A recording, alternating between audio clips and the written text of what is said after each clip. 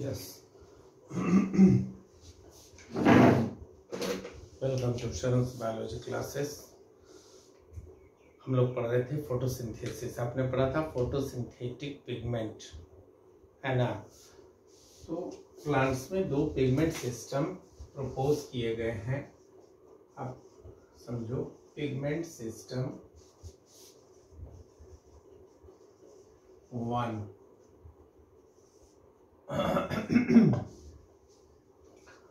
कहते हैं कि इस प्रकार के पिगमेंट सिस्टम में क्लोरोफिल ए के विभिन्न प्रकारों के मॉलिक्यूल्स शामिल होते हैं।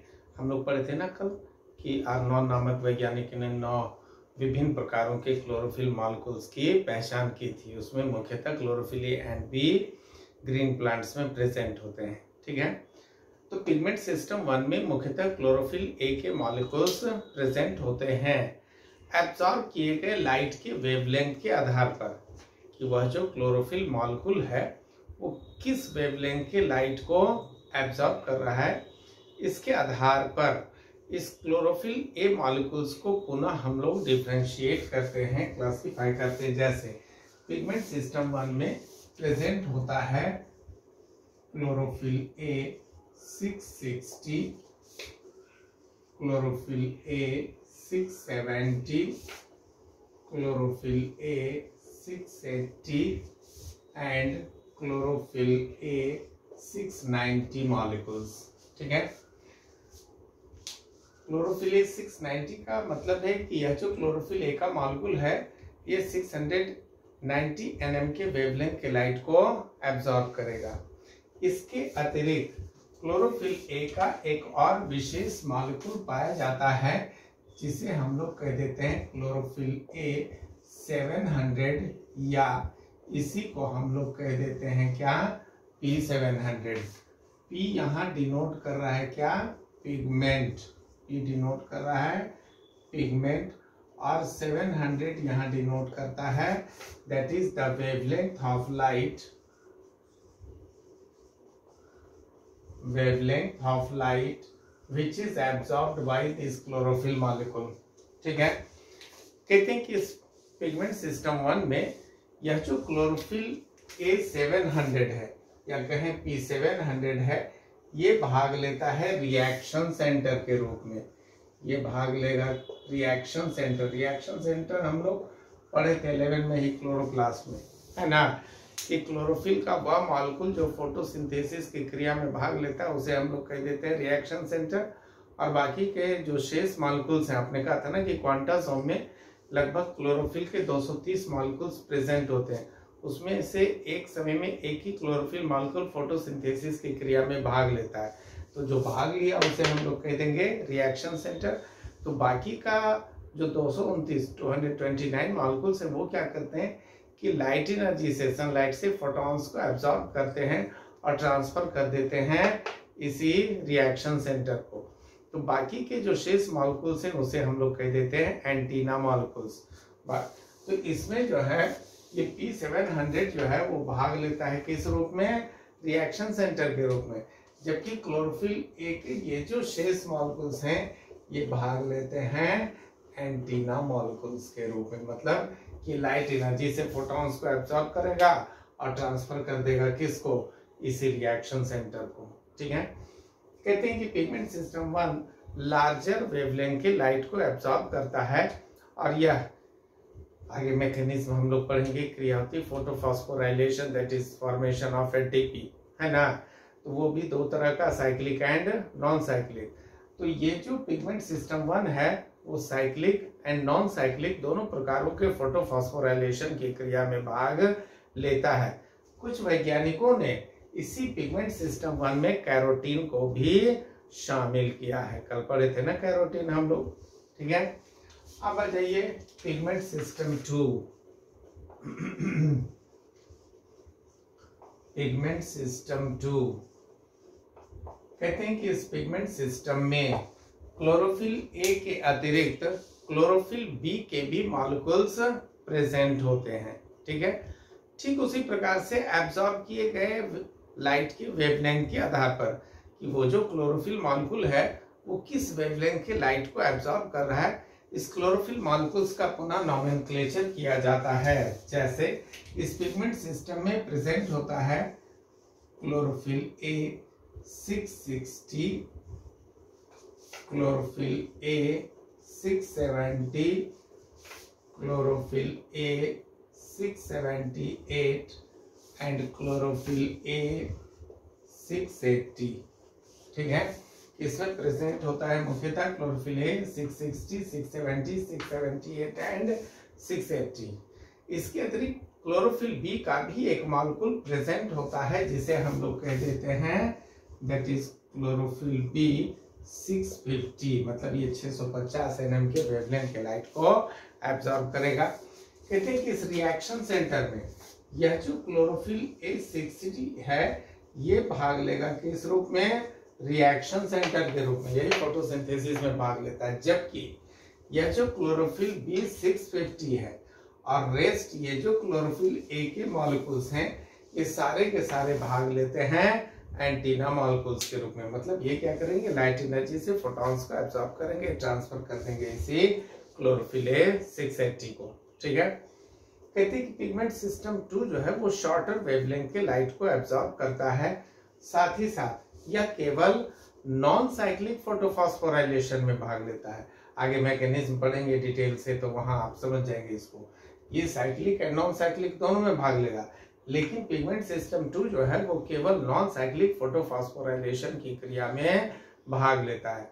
कुछ फिजियोलॉजिस्ट ने इसी पिगमेंट सिस्टम 2 में ज़ैंथोफिल को भी शामिल किया। लो पिगमेंट था ना ज़ैंथोफिल, तो इसी पिगमेंट सिस्टम 2 में उसको शामिल किया है।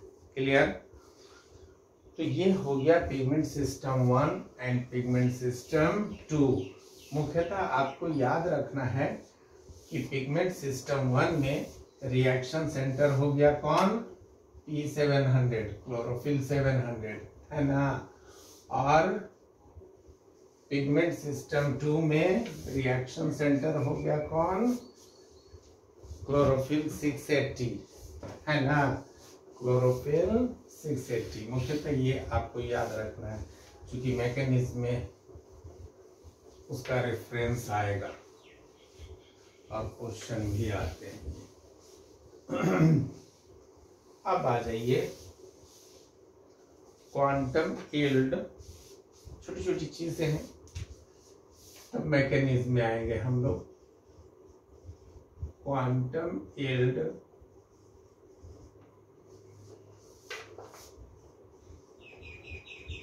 एंड क्वांटम रिक्वायरमेंट,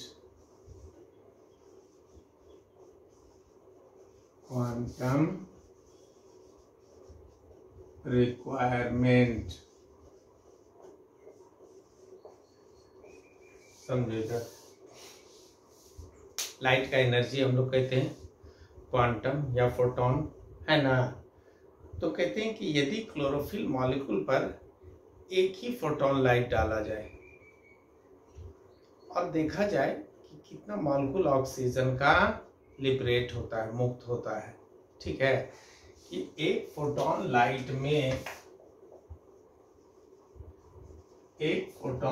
में ऑक्सीजन की जितनी मात्रा ऑक्सीजन की लिबरेट होती हो उसे हम लोग कह देते हैं क्या, क्वांटम यील्ड मीन उपज। ठीक है, दूसरी ओर इसका ठीक विपरीत कि एक मॉलिक्यूल ऑक्सीजन के लिबरेट होने के लिए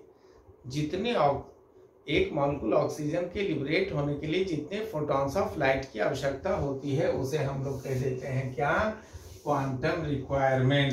कि क्वांटम रिक्वायरमेंट कहते हैं कि एक मॉलिक्यूल ऑक्सीजन के लिबरेट होने के लिए ड्यूरिंग फोटोसिंथेसिस जितने फोटॉन्स की या कहें क्वांटम्स की आवश्यकता होती है उसे हम लोग कह देते हैं क्वांटम रिक्वायरमेंट। इमर्सन नामक एक वैज्ञानिक थे। इमर्सन ने बताया कि एक मॉलिक्यूल ऑक्सीजन के मुक्त होने के लिए कम से कम 8 फोटॉन्स की आवश्यकता होती है। एक मॉलिक्यूल ऑक्सीजन के मुक्त होने के लिए 8 फोटॉन्स की, क्लोरोफिल पर 8 फोटॉन या 8 क्वांटम लाइट डालेंगे तब हम लोग पाते हैं कि फोटोसिंथेसिस द्वारा एक मॉलिक्यूल ऑक्सीजन लिबरेट होता है। इसका अर्थ है कि quantum requirement is equal to हो जाएगा क्या 8 and quantum yield is equal to हो जाएगा क्या 1/8। चूंकि आप करेंगे एक फोटोन में जितना ऑक्सीजन निकला तो 8 फोटोन में एक ऑक्सीजन निकला तो एक फोटोन में 1/8। क्लियर। अब आ जाइए, एक इम्पॉर्टेंट चीज है रेड ड्रॉप। समझो इसको अच्छी तरह, ये सब पूछता है रेड ड्रॉप। बात समझिए,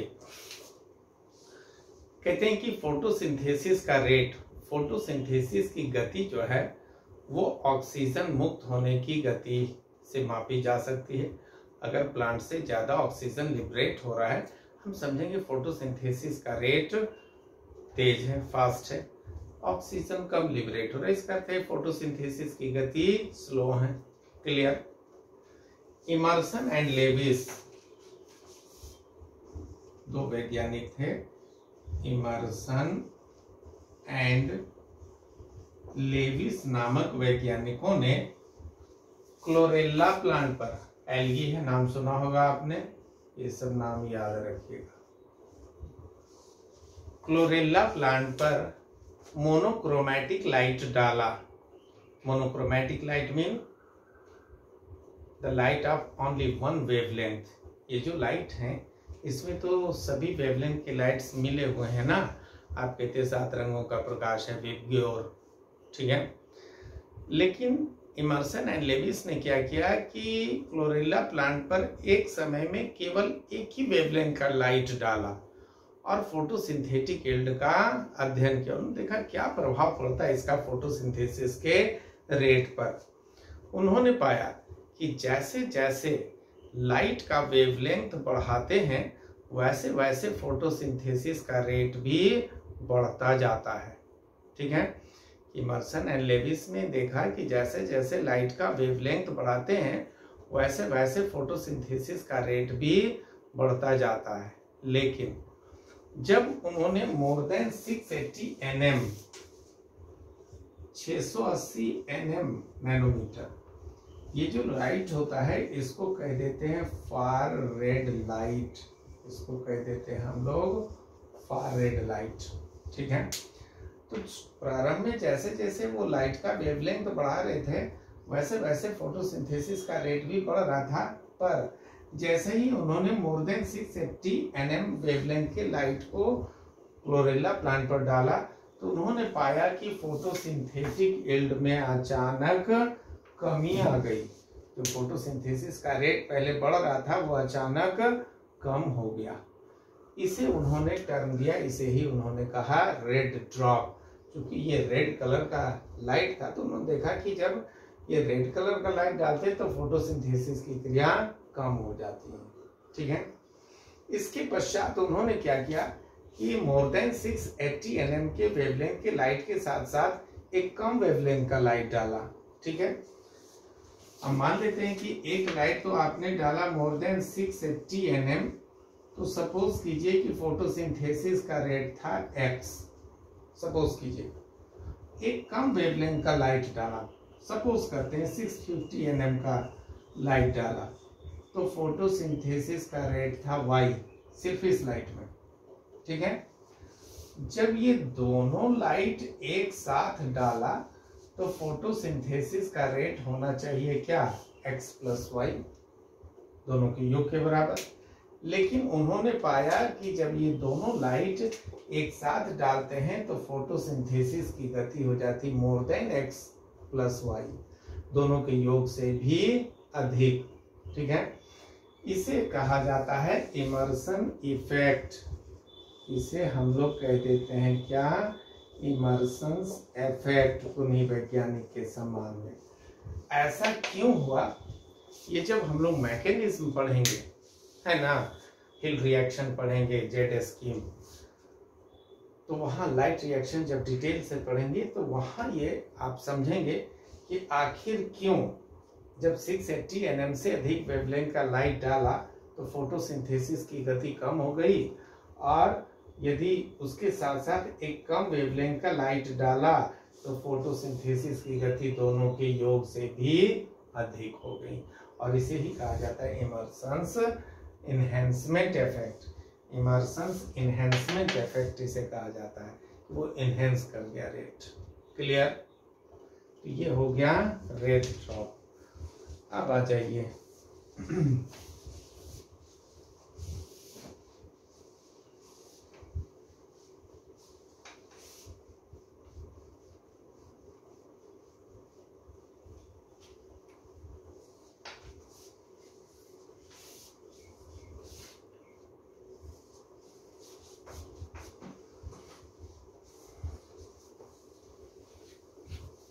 अब मैकेनिज्म पढ़ेंगे। मैकेनिज्म पहले हम लोग पढ़ेंगे शॉर्ट में। एक दिमाग में जो है एक स्केच बना लीजिए कि फोटोसिंथेसिस जो शॉर्ट में पढ़ेंगे वही मेन है कि कैसे काम करता है, फिर हम डिटेल से उसको आएंगे, काफ़ी डिटेल से। तो मैकेनिज्म ऑफ फोटोसिंथेसिस, क्रियाविधि, बात समझिए। कहते हैं कि फोटोसिंथेसिस एक रिडॉक्स रिएक्शन है। रिडॉक्स रिएक्शन तो आप केमिस्ट्री में पढ़ते हैं, the reaction which includes both oxidation and reduction. ठीक है, तो फोटोसिंथेसिस एक रिडॉक्स रिएक्शन है। यह एक कॉम्प्लेक्स रिएक्शन, एक जटिल प्रक्रिया है जो मुख्यतः दो अवस्थाओं में पूर्ण होती हैं। एक को कह देते हैं हम लोग लाइट रिएक्शन और दूसरे को कह देते हैं डार्क रिएक्शन। ठीक है, तो फर्स्ट आ जाइए, पहले शॉर्ट में समझिए। ये दिमाग में आप बैठा लेंगे तो जो डिटेल्स आएंगे तो वो समझना आसान हो जाएगा। लाइट रिएक्शन कहते हैं कि फोटोसिंथेसिस की वह अभिक्रिया, वह रिएक्शन जो लाइट के प्रेजेंस में होता है, दैट इज लाइट रिएक्शन, नाम ही है। कहते हैं कि यह लाइट रिएक्शन क्लोरोप्लास्ट के ग्रैनम में संपन्न होता है। क्लोरोप्लास्ट का स्ट्रक्चर 11 में हम लोग पढ़े, सेल में दो स्ट्रक्चर होते हैं, स्ट्रोमा एंड ग्रैनम। ये लाइट रिएक्शन होगा ग्रैनम में। ठीक है, लाइट रिएक्शन की क्रिया भी दो स्टेप्स में पूर्ण होती है। एक को हम लोग कह देते हैं फोटोलिसिस ऑफ वाटर। कहते हैं कि सनलाइट की उपस्थिति में क्लोरोप्लास्ट के अंदर वाटर मॉलिक्यूल्स के डिसोसिएट करने की क्रिया को हम लोग कह देते हैं क्या? Photolysis of water. होता क्या है कि जो वाटर मॉलिक्यूल्स है, पहले समझिए, जो वाटर मॉलिक्यूल्स है वो क्लोरोप्लास्ट के अंदर लाइट के प्रेजेंस में वो टूट जाता है। कैसे टूटता है वो हम लोग डिटेल से पढ़ेंगे। तो वो निर्माण करता है hydroxyl ions and hydrogen ions का। यह जो हाइड्रोक्सिल आयंस है उसका सिंप्लीफिकेशन होता है, जिससे निर्माण होता है वाटर, ऑक्सीजन एंड इलेक्ट्रॉन्स का। ठीक है, यदि ओवरऑल रिएक्शन देखें तो गौर कीजिए, 4OH खत्म, ये 2H2O से 2H2O बचेगा, बच गया क्या? 4 हाइड्रोजन आयंस प्लस ऑक्सीजन जो एटमॉस्फेयर में लिबरेट होगा एंड 4 इलेक्ट्रॉन्स। यहाँ ये गौर करने की बात है, ये क्वेश्चन आता है कि फोटोसिंथेसिस में जो ऑक्सीजन लिबरेट हो रहा है वो किसका है? अब फोटोसिंथेसिस का रिएक्शन हम लोग लिखे थे, that is 6CO2 plus 12H2O। दोनों ही में ऑक्सीजन है, कार्बन डाइऑक्साइड में भी है और वाटर में भी है। तो ये क्वेश्चन कई बार आया है कि आखिर जो फोटोसिंथेसिस में ऑक्सीजन लिबरेट हो रहा है, जिसका एनिमल्स उपयोग कर रहे हैं, वो कहाँ से आ रहा है? आपने देखा कि वो वाटर का ही ऑक्सीजन है जो एटमॉस्फेयर में लिबरेट हो रहा है। क्लियर? दूसरी क्रिया है फोटोफॉस्फोराइलेशन।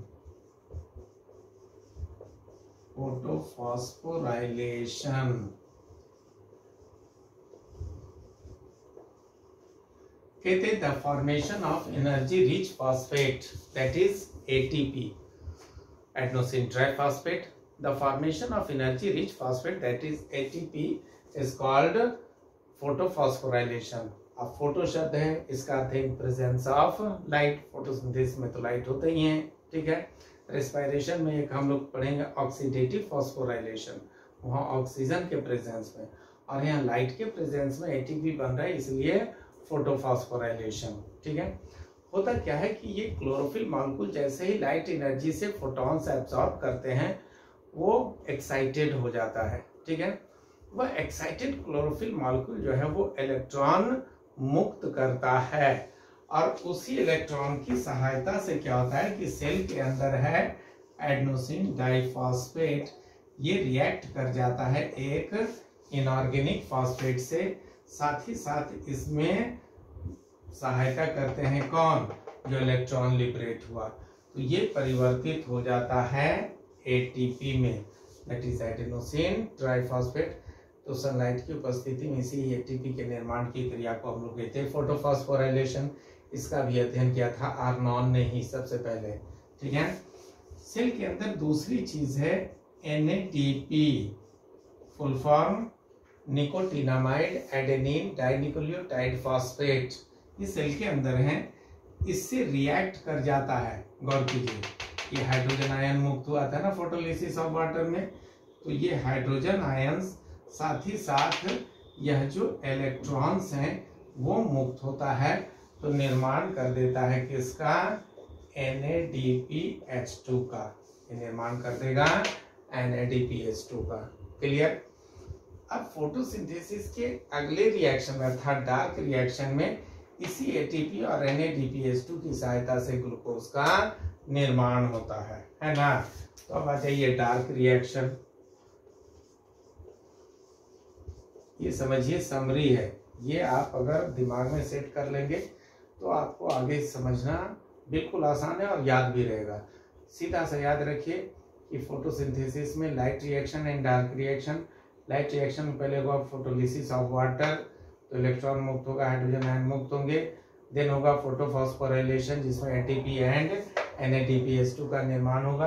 अब आ जाइए डार्क रिएक्शन। कहते हैं कि फोटोसिंथेसिस की वह अभिक्रिया जिसे लाइट की आवश्यकता नहीं होती है। ऐसा नहीं कि ये डार्क रिएक्शन नाम है तो डार्क में होगा, अंधेरे में होगा, ये क्रिया भी दिन में ही होती है। चूंकि इसमें लाइट का यूज नहीं होता है इसीलिए इसको हम लोग कह देते हैं क्या, डार्क रिएक्शन। क्लियर। ये डार्क रिएक्शन होता है क्लोरोप्लास्ट के स्ट्रोमा में, और इसका विस्तृत अध्ययन किया था मेल्विन कैल्विन नामक वैज्ञानिक ने, इसलिए उनके सम्मान में इसको कैल्विन साइकिल भी कहते हैं। कैल्विन साइकिल आगे डिटेल से हम लोग पढ़ेंगे, ठीक है। कहते हैं कि डार्क रिएक्शन में होता क्या है कि एटमॉस्फेरिक CO2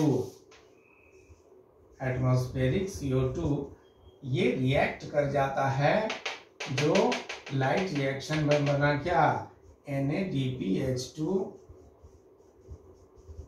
एंड ATP, ये दोनों बना था लाइट रिएक्शन में, तो निर्माण हो जाता है एक मॉलिक्यूल ग्लूकोज का, पुनः 6 मॉलिक्यूल्स वाटर का। वाटर कहाँ लिबरेट होता है, डिटेल मैकेनिज्म आएंगे तो वहां आएगा। साथ ही साथ 12 मॉलिक्यूल्स NADP का और 18 मॉलिक्यूल्स ADP का एंड 18 मॉलिक्यूल्स इनऑर्गेनिक फॉस्फेट का, ठीक है। ये होता क्या है कि डार्क रिएक्शन में 6 molecules carbon dioxide, 12 molecules NADPH2 जो लाइट रिएक्शन में बना था, और 18 मॉलिक्यूल्स ATP से रिएक्ट करता है तो निर्माण करता है एक मॉलिक्यूल ग्लूकोज का, केवल एक मॉलिक्यूल ग्लूकोज का, पुनः 6 मॉलिक्यूल्स वाटर बनते हैं, और यह जो NADPH2 था वो परिवर्तित हो जाता है NADP में, और ये ATP जो है वो फिर से टूट जाता है एडेनोसिन डाइफॉस्फेट और इनऑर्गेनिक फॉस्फेट में। क्लियर। अब गौर कीजिए, यह जो NADP, ADP and IP inorganic phosphate, ये तीनों का तीनों जो है फिर से भाग ले लेगा कहाँ, लाइट रिएक्शन में। ये तीनों जो है फिर से भाग ले लेंगे लाइट रिएक्शन में, तो फिर वहां जाएगा, इलेक्ट्रॉन मुक्त हो रहा है, सनलाइट जब तक है, फिर बन जाएगा एटीपी NADPH2, ये एटीपी NADPH2 फिर आएगा डार्क रिएक्शन में, फिर CO2 से लिबरेट करेगा और ग्लूकोज का निर्माण कर देगा। ठीक है, प्लांट्स में इसी प्रकार से ये साइकिल चलता रहता है और ग्लूकोज का निर्माण होता रहता है। क्लियर? तो अगले दिन हम लोग आएंगे डिटेल से लाइट रिएक्शन, है ना। तब तक इसको खूब अच्छी तरह पढ़िए और समझिए। Okay, bye bye.